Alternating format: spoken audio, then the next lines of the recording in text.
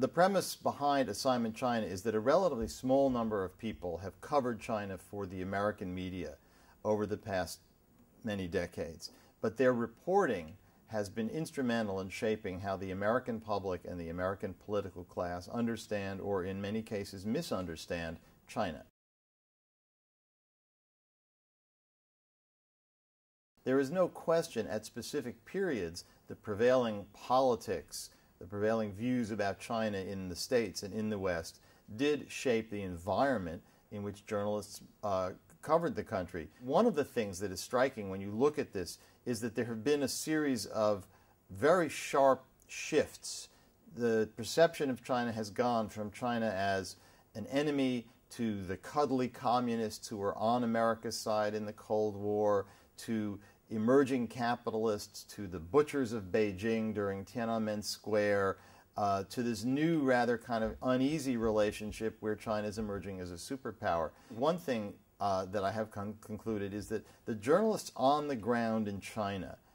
did not have a particular bias for or against China. They came with the attitudes that most American journalists have, a general skepticism of authority, a general desire to sort of dig into hidden corners that the powers that be would prefer not to be explored. I think the interaction with the most conservative parts of the Chinese system was very important in fueling a sense of cynicism and skepticism by the resident American correspondents. This is not because they had a bias against China, it's because their encounters with the Chinese system were in many ways so negative.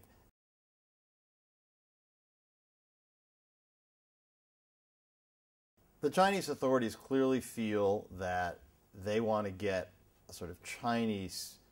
view of things out to the rest of the world, and I think this indicates an increasing sophistication on the part of the Chinese authorities about the importance of media, the importance of information, the importance of selling your story.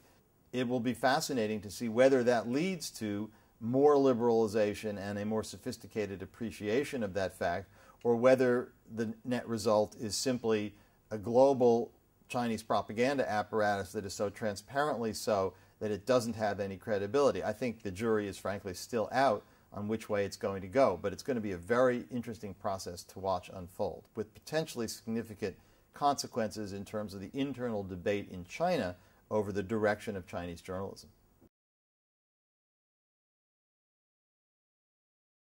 News Certified Exchange,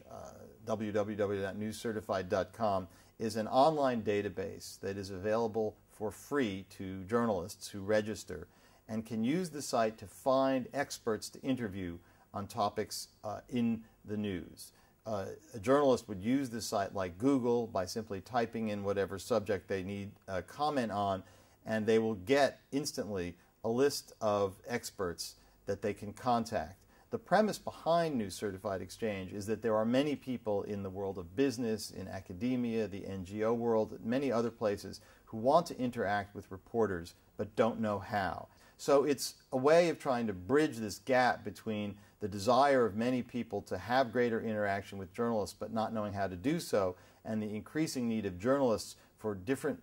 people, fresh voices, so they don't have to rely on the same tired talking heads that you see over and over on TV.